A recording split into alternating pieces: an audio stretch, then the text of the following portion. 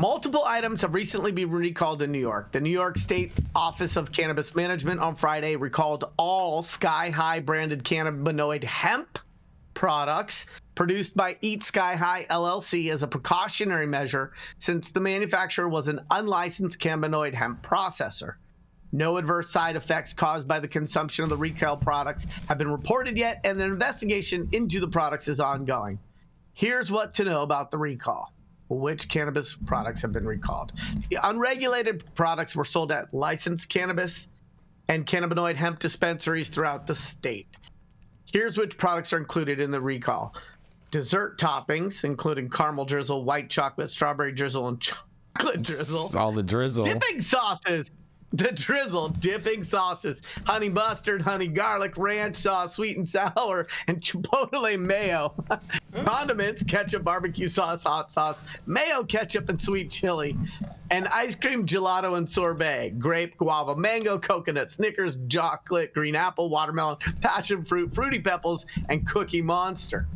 Why the products have been recalled. The products are being recalled because they were produced as an unlicensed cannabinoid hemp processor and have multiple safety violations, New York's cannabis office said.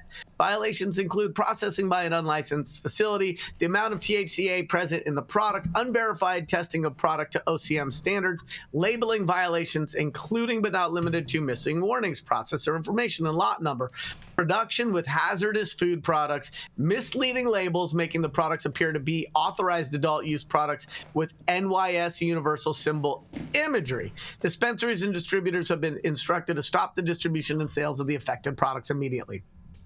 If you've bought any of those recalled products and you want to return them, contact the retail dispensary you purchased them from, says the State Office of Cannabis Management. You can return the recalled product even if they've been opened. So, hey. So I picked this article because I wanted to continue to riff, ramble, and rant about this intersection of overregulated cannabis and underregulated hemp. And now that we are seeing more hemp-derived cannabinoids entering the regulated supply chain in many states, I wanted to cue this up, hand it off to my other pundits, and see what you guys all think and feel. This is Yarrow Kubrin, High at 9 News, Tuesday, July 16th. Definitely no surprise how I feel. Waste of fucking time. Legalize cannabis all around. Fuck this nonsense. But these were all hemp growers in the first place, too. They got licensed to cultivate. They were growing hemp because they separated cannabis and hemp. They only did that because there wasn't one system, and because they could with less regulation. It's like that's the problem. This is a fish in a barrel situation for operators, and they're jumping into that market. And so now we have this unbalanced thing where we're still getting taxed to death, and those guys are sending their products, hemp products, into these states with regulated cannabis. And where are the operators that are doing their duty as a steward of the program in the states? Like it's fucking stupid. New York is doing a terrible job fighting off the trap. What do you think about this, Todd? I want to hear what Todd has to say. New York's doing a terrible job, right? It's just stop that at just New York's doing a terrible job, right? I mean, they just cannot get their fucking shit together in any aspect of their industry. What do you think? Close it down and start over again. Well, what do you think about this whole product recall, Todd? I mean, you do a lab. They should be testing smaller batches. No. If stuff is dirty, it should be recalled. We just had a recall here in Nevada. Did it say how they found the recall?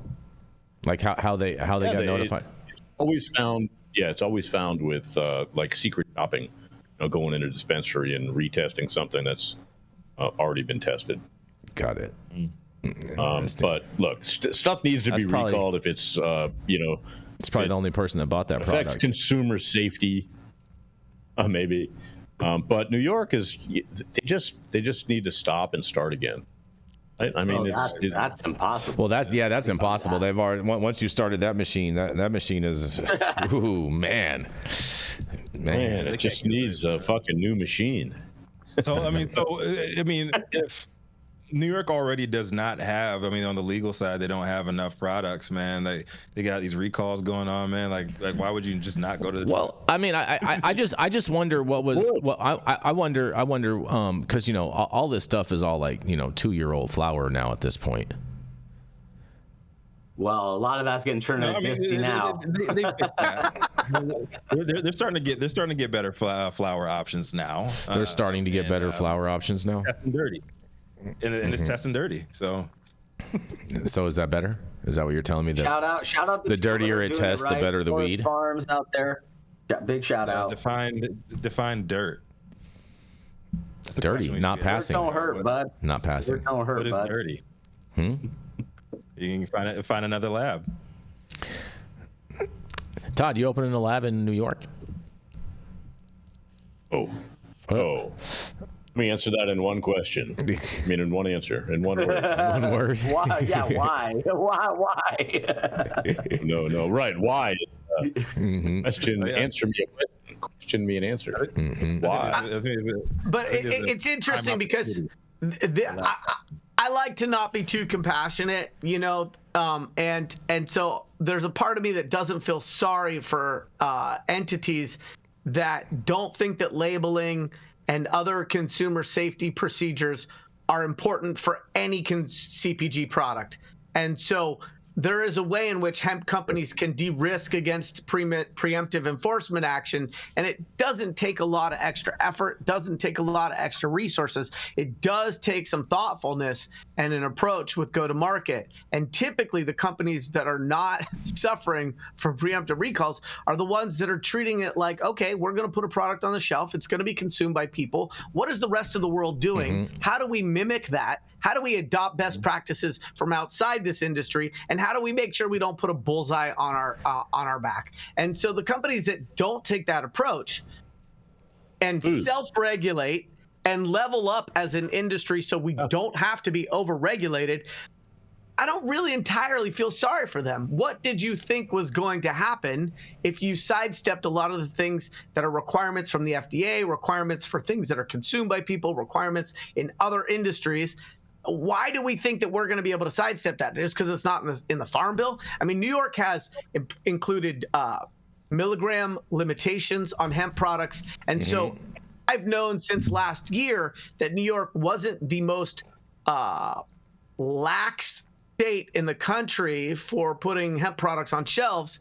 And I think companies that have smart people in their C-suite or consultants who know something would have the foresight to understand that their job is to be as conservative as possible in their approach to make sure that they're not suffering from this. And so I think people are just loose booty in it, just being crazy. And New York had to do something to somebody to show, hey, we're taking this seriously and we want to make sure that you guys are at least abiding by labeling requirements and the whatnot. And this company didn't do it and they got burned.